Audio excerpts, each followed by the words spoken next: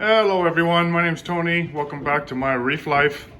I feel like a lot has happened with this tank since my last update. I've moved the tank.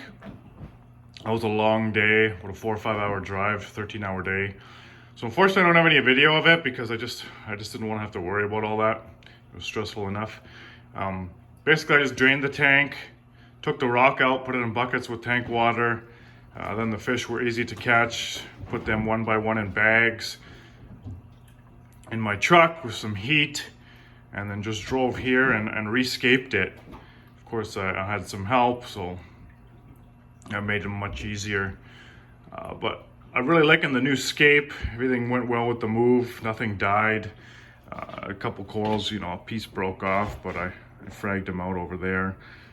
Now that I'm close to J&L Aquatics and another place I found fish addicts, I have some more livestock. As you can see, there's a lot more movement.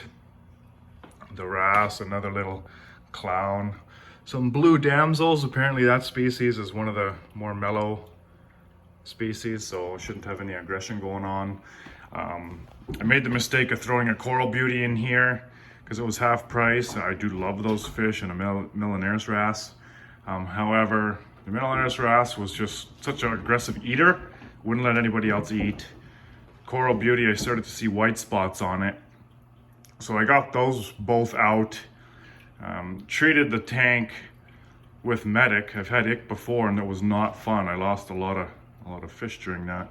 And luckily I had medic, because here in Canada, or Health Canada, has banned all medications from the fish store. So I searched everywhere. I'm pretty sure I bought the last thing of medic in Canada, and the Hikari and all the good medications all gone. ICX. Luckily I had some from my last outbreak, but they expect us to bring our fish to the vet now. So any Canadian reefers, be careful or be wary that you want to source. There's natural, like herb tannin and stuff available, but I'll show you some new corals that I've added. SPS, some encrusting Montes, that one there, this rainbow one, another Millie.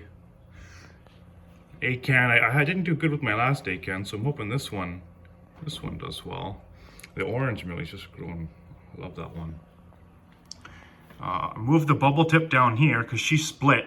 I just put a power head on her. She was up here until she released her foot. I was right there to grab her, put her on this rock. There's two of them on there now. So if I put another rock next to her, she'll just jump over and then I can sell it, get rid of it. While I was away from my tank before the move, I had an alkalinity go way down. The tank was not looking good. This encrusting Monty almost died, as well as that Digi. However, I hope to bring everything back now that I'm here. I can test it. Zoas are starting to do pretty good here. I'd like to get some more Zoas. This beauty SPS I picked up at J&L and I absolutely love. What else is new? Cordia right there.